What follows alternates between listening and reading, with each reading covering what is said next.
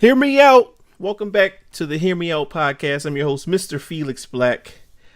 Check out the Hear Me Out podcast on Podbean at hearmeout.podbean.com. All episodes will be uploaded there. Just recently got a new channel for this podcast as well. It's called the Hear Me Out podcast channel on YouTube. Do check it out there as well.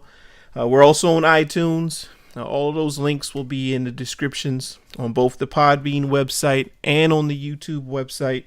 And email me. Let me know if you want to be on the show. Let me know if you have any ideas. The email is actually thehearmeoutpodcast@gmail.com. Going to be getting into a topic today. Just want to warn parents out there, if you're listening with children, those who may be a little underage. It's not an offensive podcast, again, but it is going to involve some language that's not good for all ears. For those who stop by the channel to check it out, please be mature in the comment section. We don't want any childishness because, this is not a topic that I personally want to joke about today in this forum that we're having. So please keep it mature. Do bring in the comments. Give us the feedback on what you think. If you have a difference of opinion, that's fine, man. It's no problem. I actually value everyone's opinion, even those who don't agree with the way that I see things. Now that we got all the formalities out of the way, my guest today brought him out of semi-retirement from the YouTube scene. One of the golden voice of YouTube, if you will, Mr. Rondre3000. What's going on? What's good, everybody? It's your boy Rondre3K. Go ahead. Very and shoot your intro for those who may not know you. Oh, I've been around for a minute. Making YouTube videos here and there. But all that's kind of been put on the back burner for now. But my man Felix Black contacted me about this topic of discussion, and I'm always up for politicking with my man. So I'm here now. And we're about to get into it. A little bit about the backstory, just so you guys know. Known this guy since Black Ops, right? Yes, sir. We just met 6 degrees of separation type deal. And we've been talking back and forth since Black Ops. Plenty of Skype calls, plenty of Skype IMs. It usually lasts at least an hour just going back and forth, yeah, bouncing ideas off of each other. So that's why I wanted to hit him up for this topic. Right here. So let me go ahead and get into it. The Paula Deen case that's going on right now. For those who don't know, let me give a little bit of a backstory. She's a famous Southern chef. I actually wasn't familiar with her until I was watching, Hell's Kitchen, Master Chef, all that kind of stuff. But she's from the South. She promotes Southern cuisine. She was recently on trial. Well, she wasn't on trial. She has a discrimination case against her, and she admitted to using racist language, i.e. the word nigger, and tolerating racist jokes and porn in the kitchens of one of her restaurants. Now, this isn't something she just came out and admitted, to the public. She actually had to be under oath in order to say this. And why is that? Why is that important? Because she does Southern cuisine. If you know a little bit about history, African-American slaves used to cook for their slave owners. And, I won't say rumors, but the word is that a lot of her recipes and a lot of Southern food, Southern cuisine, has roots into those slaves who used to cook for, their masters. And she's kind of making money off of that. And to hear that she uses the N-word, that she tolerates racist jokes, was amazing to a lot of people. She does have her supporters. So Rondre, as a man, mm-hmm. And I'm not really sure your race. I assume that you're black, right? Yeah. I'm actually the product of a biracial relationship. There it is. My father is African American, and my mother is Filipino. Great. So even better as far as background. Yeah. How do you feel when you heard about the case itself? Well, first off, when I initially heard about it, it's funny because I usually get all my current events news on Twitter, mm-hmm. and someone had posted a picture of Paula Deen and something to the effect of something about fried chicken and something, and someone had underlined on there like Paula Deen, not a racist, and I was like, what? Again, because she was just recently in the media spotlight for some other heat. Okay. I believe it was racially charged. I'll put it that way. Okay. So I immediately went to Google and said, "Oh shit, what's up now?" Right? And the research I had turned up was, she had admitted to using the word to describe an incident that happened to her in a bank, and then went on to describe how she may have used the word, in passing, like when telling a joke or something like that. And the first thing I thought to myself was, okay, you're a celebrity. Even if this was a part of your past, why would you even admit to something like that, knowing that you have sponsors, higher ups that you need to answer to? You work for the Food Network, which is a national channel. So I was kind of surprised, and then I found out that this was all part of a deposition. Yep. And my opinions kind of turned on that. Well, if she had said no, and a witness had said something to the contrary, there would be problems. Yep. So, my thoughts on what she said. I'm not gonna be naive and think that nobody uses the word. I am familiar with who Paula Deen is. I'm a fan of her show on the Food Network. Hell, I wish I had a grandma like her that cooked like her and was around me. I love the food that she cooks. Am I happy about the usage of the word? No. But knowing that she's an older person from the South, I'm not. I didn't go around thinking that she's an angel and she would never use a word like that. And the way she had described it in the deposition, I wasn't particularly bothered by it. It was something that I wasn't surprised by. I'll put it that way. But then to hear about her condoning, pornography and racist jokes in her kitchen, that's taking it to another level. And I wasn't there to hear the jokes and how it was described. I'm not going to sit here and pretend that I don't tell racist jokes. But the use of the word, it's. I think it all comes down to the intent.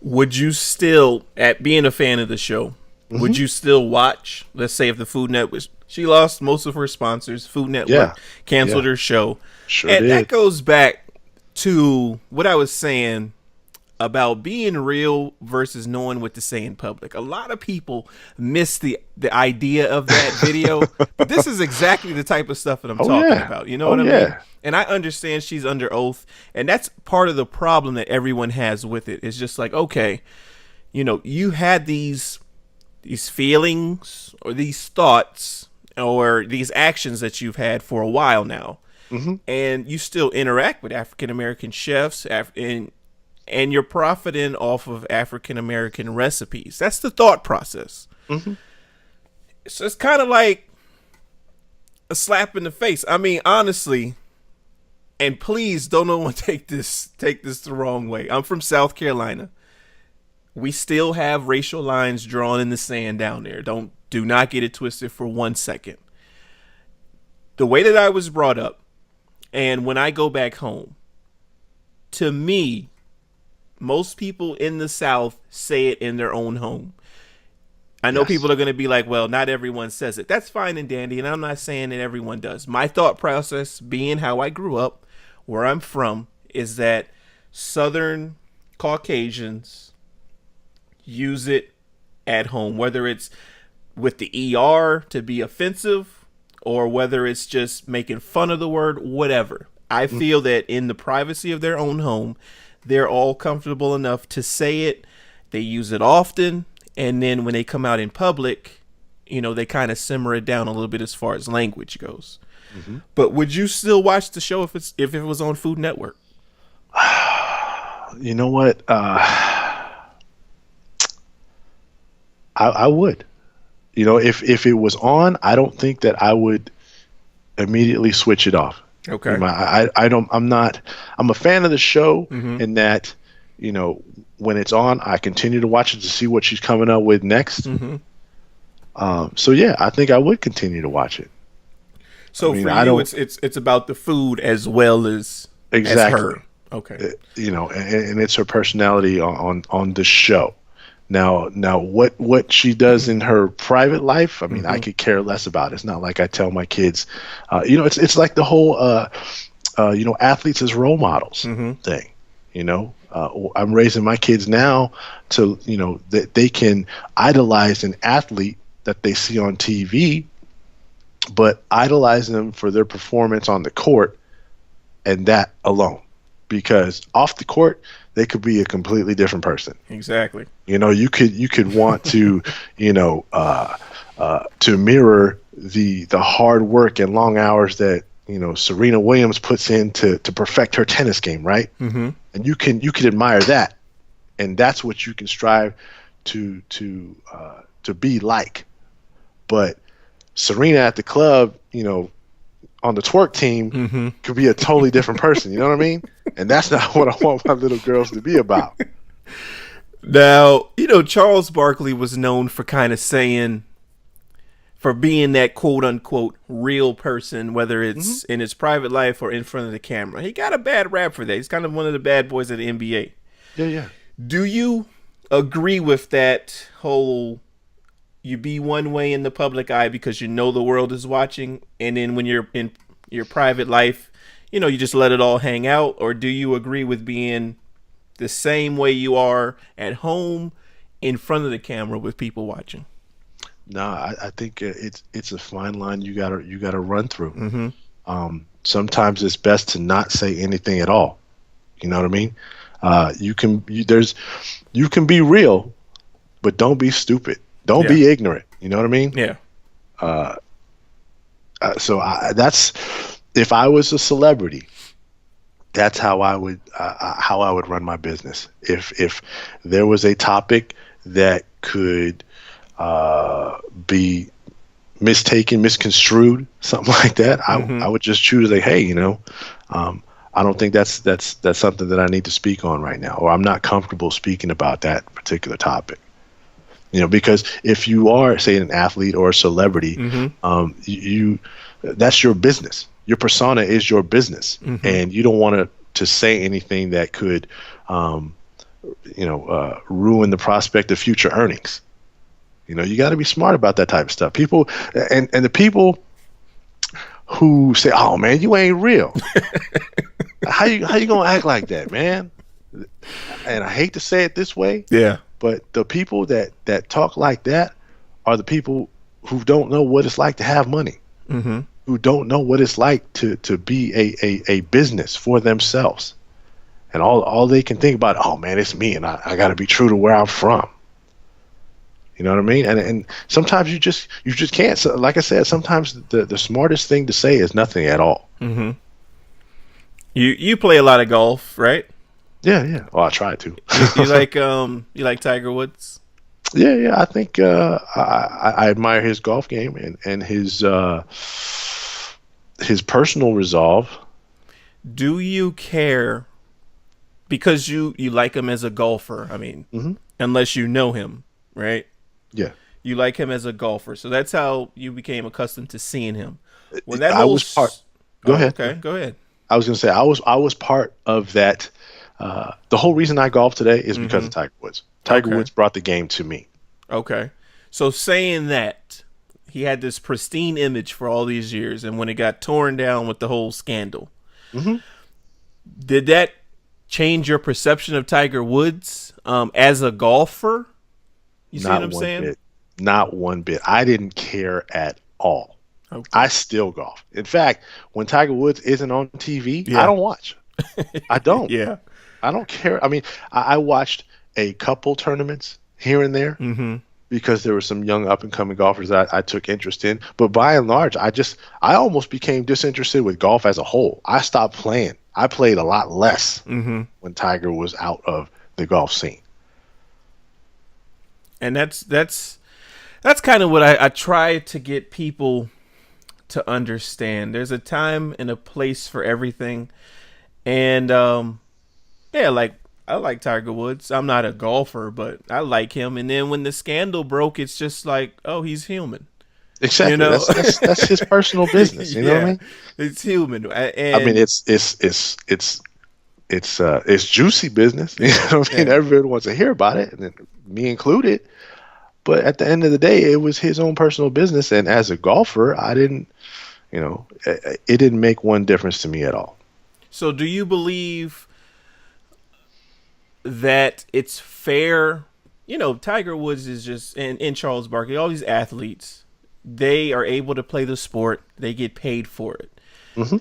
Is it fair for them to have to curve their persona because we look up to them? Or is that something you're kind of like, well, when you get into it, what comes with it? Oh yeah, that's what you sign up for. Okay. So in say Tiger Woods' case, his mistake and what led to losing millions and millions of dollars is he got caught. Yeah. But if that's really what he was about, gallivanting and being an adulterer, then, I'm not going to say, hey, you shouldn't do that. If that's what you want to do, go ahead and do it. That's your life. Yeah. But when you get caught, realize that there are going to be some repercussions and some consequences. Like take the Hernandez kid in New England. Yeah. Oh, man, the Patriots dropped him with the quickness. And I can't fault them for that. They're like, oh, no.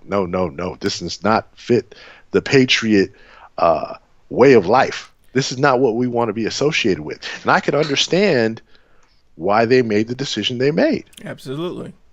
Because you can't get any more opposite than a murder charge and the Patriots. Exactly. You know what I mean? Like that. They didn't even wait to see if maybe this is a misunderstanding. No. They were like, oh, no. Yeah, oh, don't no. Wait.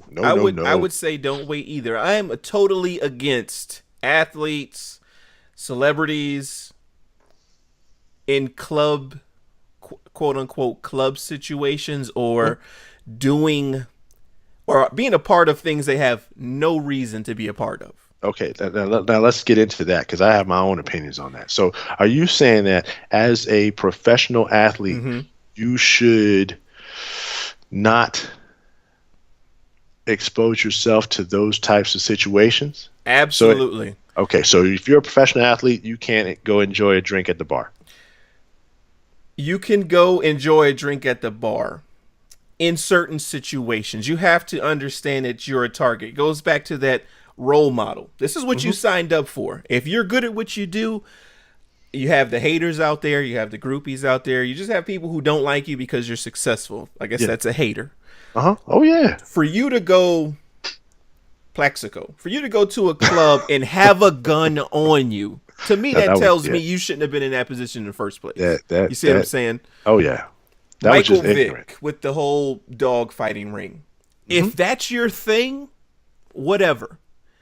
It's no way someone should be able to identify you as standing ringside watching. There's no way. Come on. Remove yourself from the situation. I think you have enough yes men out there who can do your dirty work for you. I'm not condoning any kind of dirty work, but I'm just saying you have that. You have entourages. If you want to go to a bar, unless you're like a rapper promoting an album, you go there, you perform, you leave. You're just inviting negative stuff. And that's what you became successful for, to remove yourself. 50 Cent moved out to Connecticut. Get rich or die trying. He's from Queens, New York. He moved out to Connecticut, bought a mansion. I'm not hating on that. That's what you rap for.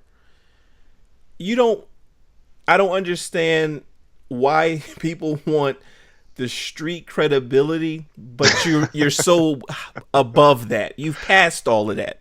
Yeah, I think with that, I think it might be a double-edged sword, because if part of your persona what helps sell the records Mm-hmm. is the street cred, Okay. then logic follows that you would have to be seen in the streets, because That's for crazy. you to continue to sell those street records, if 50 is already made millions, he don't have to make another record, right? Exactly. But let's just say that after 50's first mixtape, he got enough money to move to Connecticut and out the hood. Yep. There's a possibility that because he wasn't able to talk or be credible about talking about the streets anymore, he wouldn't have been able to sell as many records or get that deal with who do you sign with Death Row or whoever, Mm-hmm. and continue to sell those records. Now then, on the other hand, I feel you and understand that, hey, as soon as I get money, I'm moving out the hood. I'm out. That's the mentality that Yeah. the smart person would have. I'm Like, out. I didn't work this hard to stay here. Yeah.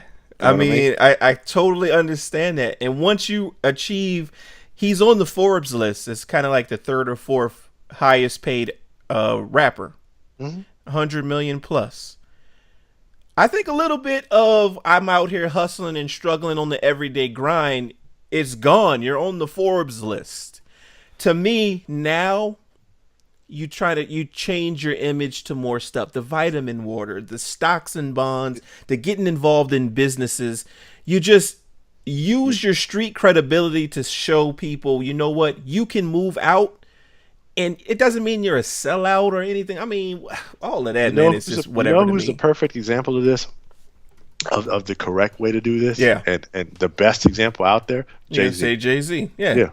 Because you can't say he's not still hustling. He's just hustling with big money now, right? exactly. He's not talking about, owning one Lexus. He's talking about owning the New Jersey Nets. Exactly. And you see what I'm saying? And I don't even care if you're street. I just want to see, you know what? You got your fingers, you got your toes wet with the New Jersey Nets ownership. Okay. Damn, you own clubs. You got all these business ventures. I don't care that you're not standing in the projects pushing weight. I don't care about that because that's not what I'm on. Yeah. And he was rapping about that before. I think when you get to a certain point, you can still say, I made it. I'm still doing what I need to do. I'm good right now. I don't understand why people work so hard. The daily grind of being good at your craft, football, basketball, whatever, just to throw it away on something as petty as someone's opinion across the internet. Unless it's your that hood family, rich mentality, friends. I mean, that's crazy to me. I don't understand that at all. That's that hood rich mentality. Like, oh man, that's people that didn't have money. Now all of a sudden they got money, but they still the same person. They didn't mature along with that money. Like Jay-Z, he matured along with that money, and you can see that in the progression of his albums and what he was the change in the topics. Right, he making grown folk music now. Yeah. Whereas when he first started out with, say, Reasonable Doubt, he was talking about pushing weight. Yeah. Now he's talking about, I got basketball teams. I got the hottest chick in the game wearing my chain. You know what I mean? I understand completely. And that's one of the people that I really didn't like him a couple years back. But I started to see what he was doing and just to see the impact that he has. And I just like people who don't put themselves in compromising situations. When I hear celebrity club, I'm like, oh, hell. Yeah, I mean, oh, hell. Why are you there? Unless you're promoting an album, why are you there? If you want to drink, you got millions. Build a bar in your basement, have some friends over, barbecue, drink all you want to drink. You see what I'm saying? Yeah. I don't see a need to go out to Fur nightclub or Dream nightclub or whatever it is to try to mingle with the people. The DJ is still spinning your records. See, maybe it's because I don't have that money and I don't live that life. But it just seems like, as a young person, say if you were between the ages of 23 to 28, something like that, and all of a sudden you're a celebrity, to not be able to enjoy those types of activities just all together, just all of a sudden, just cut them out your life. I mean, that would be very difficult for me. I Of course, I would take the necessary precautions. Okay. I definitely wouldn't be one of those celebrities getting the DUI. I tell you that. That's what I'm saying. Like I really hate DUIs. That's that I no that tolerance for DUI. yeah, that's just ignorant. That's yeah, I don't understand that. But to say that, I would take myself out of the club environment. I wouldn't go to a bar. I wouldn't go to a club because hey, I like to go to the bar and drink. I like to go dance. To say I couldn't do that anymore, I would have a hard time with that. I understand that. Hey, that's what you sign up for, like I said. But maybe I'd have to arrange some special circumstances. But I mean, depending on what you do, if you're an actor, okay, you can't really do much. But if you're an athlete, I can think of a couple things you can do instead of going to the bar. unless you are the best player on the planet, which, I mean, LeBron is in basketball. Even he needs to get a jump shot. Yeah. You see what I'm saying? Yeah, I got There's you. always something that you can work on to be the greatest you can be. And if push comes to shove, go out of, you know how people take their families on vacation. Make it something exclusive. Have like rent a yacht and have something where just you surround Just your yourself with folks. familiar people. Yeah. Because as it is now, I'm a regular everyday guy. If I go to the club with friends of mine, you still are just like, hey, I hope nobody's up in here tripping tonight. Yeah. Because I'm an average dude, Uh-huh. and depending on the circumstances, people will trip out on me. Yeah, but then okay, so let's take your example for instance, right? So now let's say Felix Black is now in the NBA, first round draft pick. Yep. All of a sudden he got money. Now, in your example, you can go to the club and have a good time and just do you. Yep. Are you saying that now Felix Black, in order to take himself out of questionable environments, would have to set up situations where now he's paying for him, his friends, and all of his friends to have a good time just to make it an exclusive thing? And then even when you do that, you're not guaranteeing that there won't be some type of questionable situation, right? Well, the friends thing, I don't think we go that far. Okay. Me personally, if I'm first round draft pick, it's on Sports Center all day. I got drafted first round. Mm-hmm. People who necessarily didn't know who I was now know who I am. And I would remove myself from that stuff. I don't necessarily need to party. Mm-hmm. Maybe because I've done it, but I mean it wasn't anything special. To me, if I'm first round draft pick, and this is gonna sound arrogant as all could be, I'm not partying with people that's below my status. And I know that sounds bad, but No, I feel you. I know where you come from. I try to keep the company I keep on my level. So I got you. we have the same things. I don't necessarily want to mess with people who have nothing to lose because I have everything to lose. Yeah. I see you. I see you. For me though, when I was coming up and in that life, going out and whatnot, a lot of the draw was meeting new people, right? So when I Okay. say, hey, in your example where now I got money and I'm trying to set up some type of exclusive event so I can party with my folks, I also want to meet some new people. So I can say, hey, Felix, I'm gonna have this party, and all the fellas gonna be there, but I would like to have some other new friends there too. Okay. So invite a couple people, but then when you invite a couple people, and somebody else invites a couple people, those new friends may not mix, Yep. and in that type of situation, there could be something that jumps off. That's what I was alluding to. There could be, but you try to limit that because if you're popular and someone says, "Oh, Kobe's having a party," hell yeah, I'm in the building. Hell yeah, Yeah, you see what I'm yeah, saying? But it's yeah. I on got you. Kobe to let his friends know, hey, if I wanted new friends and I play in the NBA, Mm, if I'm cool with anyone in the NBA, then I may make it a joint party like that, or I may party with them. You see what I'm Gotcha. saying? I need someone there who is on the same wavelength I am, and the more the merrier, Hmm. because we're not in here looking to start trouble. I don't want to have to carry guns. Yeah. You know what I'm saying? It's Yeah. just I don't want to live that lifestyle. I want to be a celebrity. Everyone Yeah. knows that.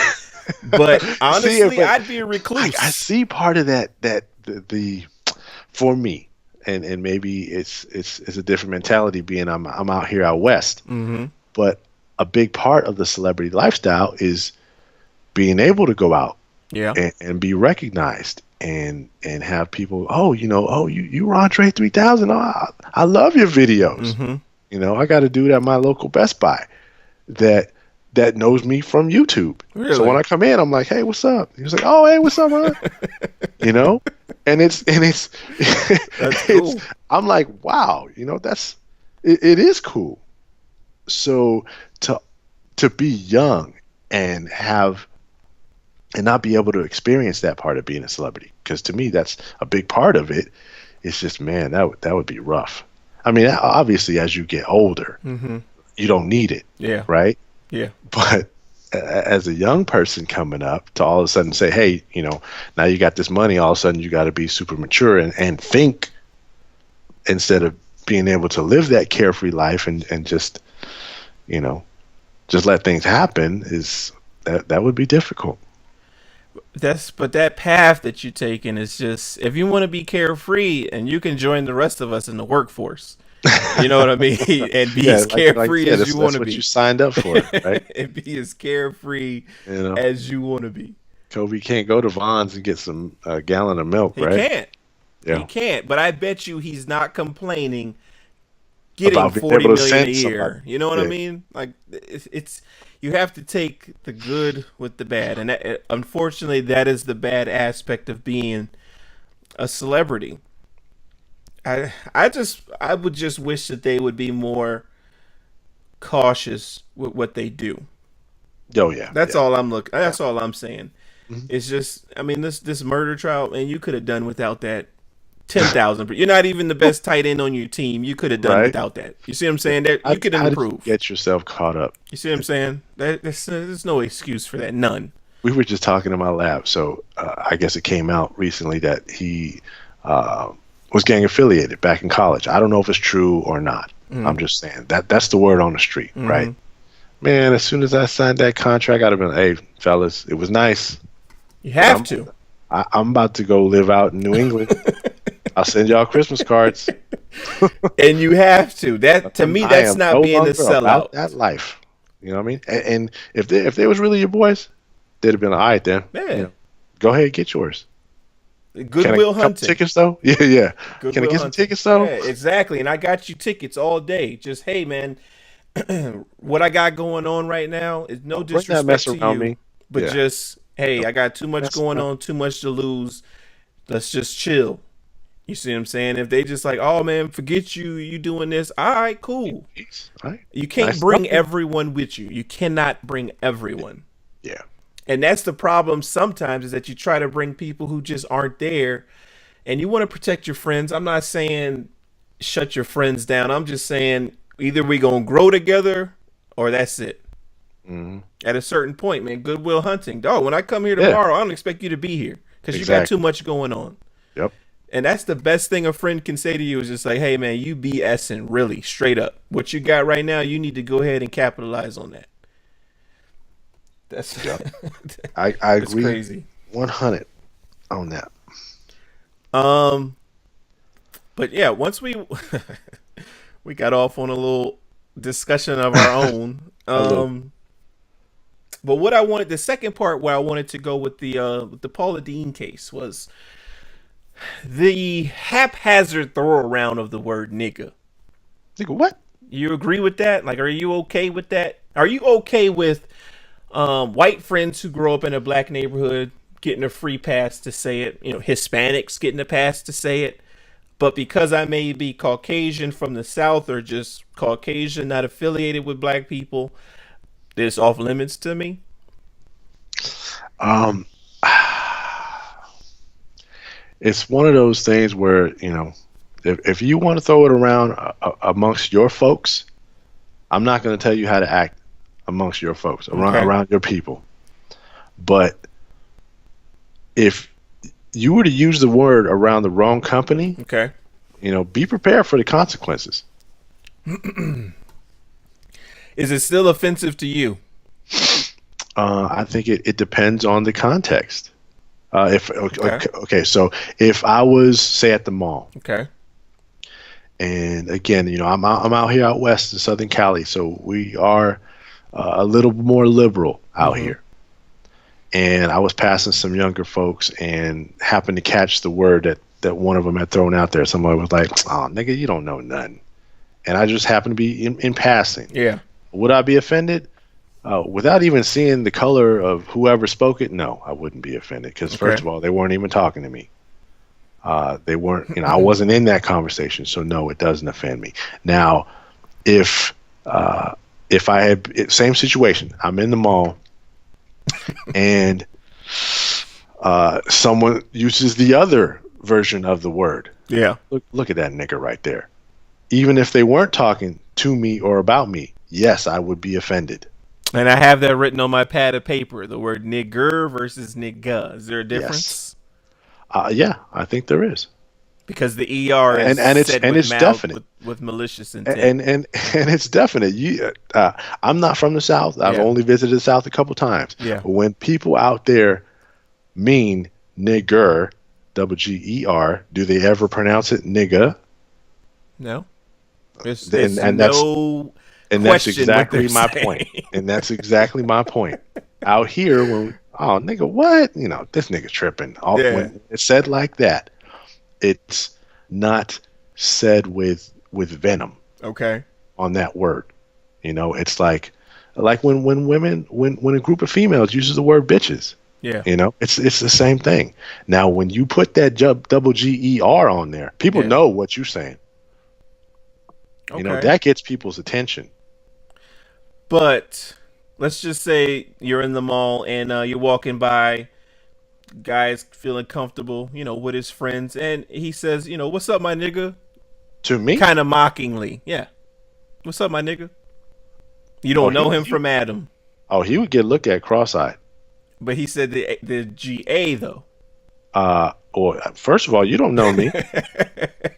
We ain't on that. We ain't on that comfort level, partner. Okay, so a stranger can't say it to you. Does his race matter? No, because I've actually been in situations where I was like, exactly what I just said. You don't know me, and I've been in altercations where, people didn't know each other and took offense that way. Okay. So again, it's the intent, the comfort level of the people involved. Me myself, if I didn't know somebody and they had greeted me that way, I wouldn't immediately jump on them, but I would, they get the eye like, who are you? I don't know you. I mean, I'm not saying it's right. It's just, it's how it is. And I asked the question because, we as black people we throw it around, and I originally thought that it was being used to water the word down. Yes. So, now to me, when anyone says, and people from the South, if they use the ER, I get upset, but I don't. It's not that whole like, who you talking to? You know what I mean? I don't take on that persona because to me that signifies a level of ignorance. Mm-hmm. And if you're just calling me that based on my skin color, I have done nothing to you. I don't know you. You don't know me. Then you know what I mean? It's just that's a level of ignorance that I'm not even ready to get into with you. Yeah, it goes all. It can go all back to that train of thought where there are no bad words. Yeah. There's only the meanings that you attach to words, right? Mm-hmm. So I mean, it can really go either way. And for me myself, it could vary you know, based on the day it is and what type of Yeah. day I've had up till then. You know, like you said, if I happen to hear it in passing, and I was just like, man, you know, this fool crazy anyway. I'm not even going to pay it any mind. Yeah. Or if I was having a particularly bad day and happen to hear it, you know, it could jump off. I mean, I don't know. Yeah, I think if someone was like, "Hey, what's up, my nigga?" and I don't know you, it's just like, you don't. I would take that approach that you have, where you don't know me, and it's a little ignorant of you to speak like that to someone you don't know. Yeah, Even if exactly. they're black, even if they're white, even if they're Hispanic. To me, that word signifies a level of maturity, like that you're still immature and that you haven't gotten to a certain place. As far as when someone says, "What's up, my nigga?" Like, do you think that that's how you can connect with me? You can say, "What's up?" all When you day. Hey, don't what's know me, up? yeah, yeah. When you don't even know me, Yeah. So you don't have to say, "Hello, sir. How you doing?" No, because I'm a laid back guy. salutations. Yeah, I'll be like, "Hey, what's up? What's going on?" To let you know that, hey, I'm cool. But very rarely do I accept that. You know what I'm saying? Like, what's up, my nigga? Like, nah, man. It's we would have to be really cool and in a totally laid back setting. Yeah, You see what I'm yeah. saying? And So and like I would amongst your just friends, overlook if it. you know you just you're all in say like a barbecue or something, Yeah. and somebody's telling a joke or whatever, you know. But even if it's getting out of hand, like I have friends and we've been all sitting around, politicking and just talking, and they just say it constantly. It's like, come on, man, like, dang, Ain't got any other words. you know what I'm You don't saying? know any So other even words. to me, it's just like, all right, a couple want here and there. Oh, that's a dumb nigga right there. Or let me tell you what this nigga said. Yeah. That's cool. I mean, I overlook that. It would be cool if you could find another word, but if Mm. it's just like back to back to back to back to back, it's just Oh like, yeah. come on, So man, no, just let's elevate our vocabulary a little bit, oh because yeah. I don't want to be considered one. Like I would never claim to be like a real nigga. No, I'm a Yeah, yeah. real man, Yeah. grown man. You see what I'm saying? I'm a grown ass man. And even when I tweet about it, like it's some instances I be wanting to say it, Hmm. but I'll But you put don't like because you're like, naga. You know what I'm saying? that's not right. You know, like, I Yeah, feel you, man. Sometimes you just want yeah, to come out and say it, but it's like yeah, that's not what I want to be about out there. exactly. And I'm real cautious, and But I don't care what anyone says about that whole being real versus being fake on YouTube. I'm a certain way because to me, that's the way I want to carry myself. mhm. And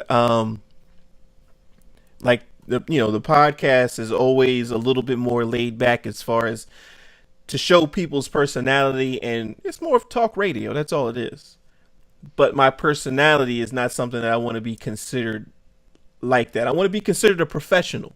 There you Like go. this dude he's a professional guy. Like right here, he can talk business, but he's laid back. He's not going to get into the whole just the level of ignorance that I've so outgrown. And people can take that as an air of confidence or an air of arrogance about you, but I think you have to you have to show a certain people that I'm more than just a 6'1" black dude.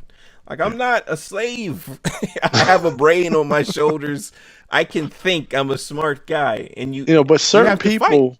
certain people can they will pull off that persona and quote unquote get away with that, and they're okay with that. Yeah, Like there are certain people who can just be that brash, rude to everyone type of personality, and they'll get a pass for it. But that's who you have to be all the time, yeah, 100%. You can't then, go back behind closed doors and get caught listening to classical music. yeah. You know what I mean? So, I mean, I hear what you're saying. I had a friend that commented to me like early on in my YouTube career, Mm-hmm. career, early on in Yeah, my YouTube life cycle, I yeah, call it. He noticed that you keep it real clean in your videos. You're careful not to curse. You enunciate and whatnot. And I told him because you never know who's watching your videos. It could be, a coworker, a boss at work, a child watching the video. And is that real? And if they only watch one video, is that the video that you want to be known for? The one that you were, cursing like you ain't got no kind of sense in. Yeah. So unfortunately, people look at that as comedy. Like, people think that you can't be funny unless that's what you're doing. Oh yeah. You see what I'm saying? Mm-hmm. And to me, that's a level of, I mean, it all depends on what you find funny. I don't find ignorant talk funny. It may be silly, but I don't want to be looked at as a silly person. I want to be looked at as exactly. a professional. What is it that you want to be looked at as? Exactly. And we all want something different. Mm-hmm. Like you said, I'm very cognizant of who may be watching my videos at any given time. I've gotten comments from friends of friends, like, hey, I know so and so, he told me about this. You see what I'm saying? Yeah. And to a certain level, your friends lend you credibility. How many times has a friend told you something about somebody or something? You just like, man, I went and checked out what you said to look at, and it wasn't even what you described. You see what I'm saying? Yeah. So I'm always thinking some of these companies, maybe, they may stumble upon my video because I tried to appeal to a higher crowd. And if people want to get to know me off of YouTube, we can do that. I have no issue doing that. Mm-hmm. But for the most part, people don't. There's people that you meet that's like, hey, you cool, let me hit you up on Skype, we'll talk. Oh, cool, we'll talk. But if you just want to come watch a Mr. Felix Black video, then you're going to get that level of professionalism because you're going to get that's Felix what I Black. want you to have. That's you're all. Gonna get Felix Black from the Felix Black video. Offline could be, the real Mr. Felix Black. I ain't going to go out and give you your name and everything. I know your name. I ain't going to go say that's all. So all that. It's just like I only give the real person. I'm not gonna say I'm not real on YouTube. You just don't hear as much as what I may think and how I may say it to say my significant other who's here, who hears everything that I say. You only get 5 minutes on YouTube. Exactly. So when you talk to me off of YouTube, first I want to know what your goals are. If your goals are just to sit in front of a mic and talk, then okay. Then you only get so much. But if you want, hey man, I want to grow, I'm trying to get 1 million subs, tell me what I need to do. Yeah, it comes with the persona. What do you want to get out of it? Because I have a lot of ideas. I can't execute them all. Yeah. But I'm more than willing to share with people. I'm more than willing to ask people, what do you think? You know what I mean? Because sometimes I outthink myself. And I said that on Twitter the other day. Just sometimes I need that person to be an unbiased person to say, this is what I think you should do. The sounding board.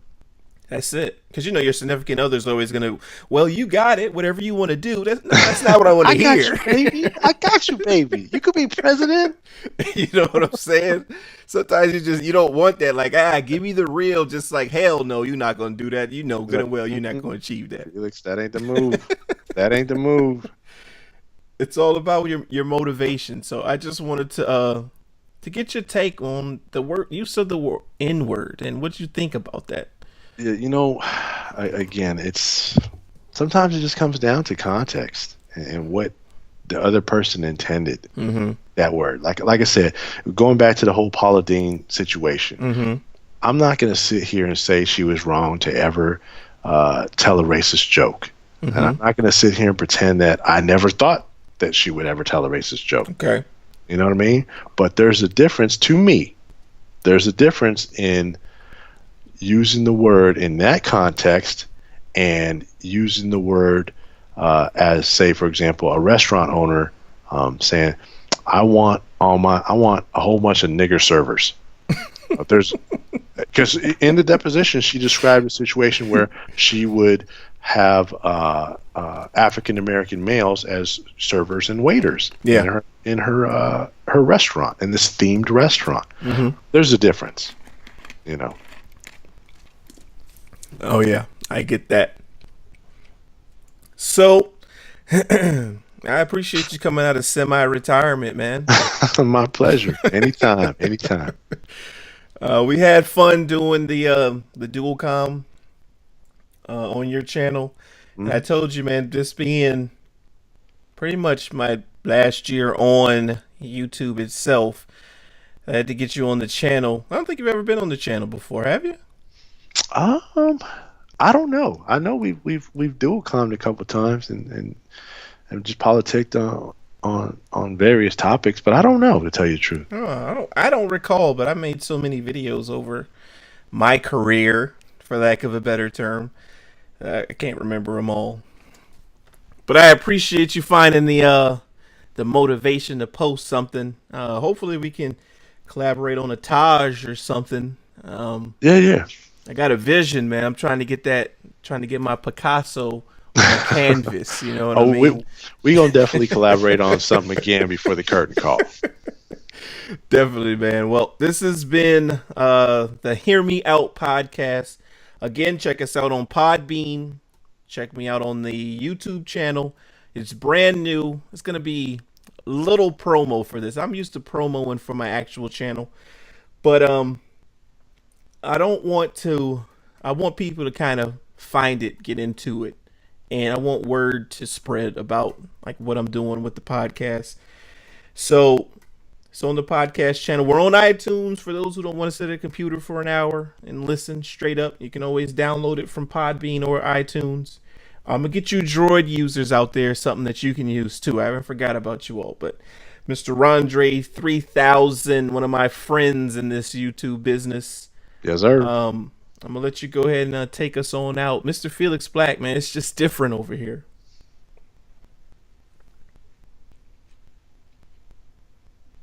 There you go, man. You can do your outro. Oh, I was done. I'm done, man. We out. All right.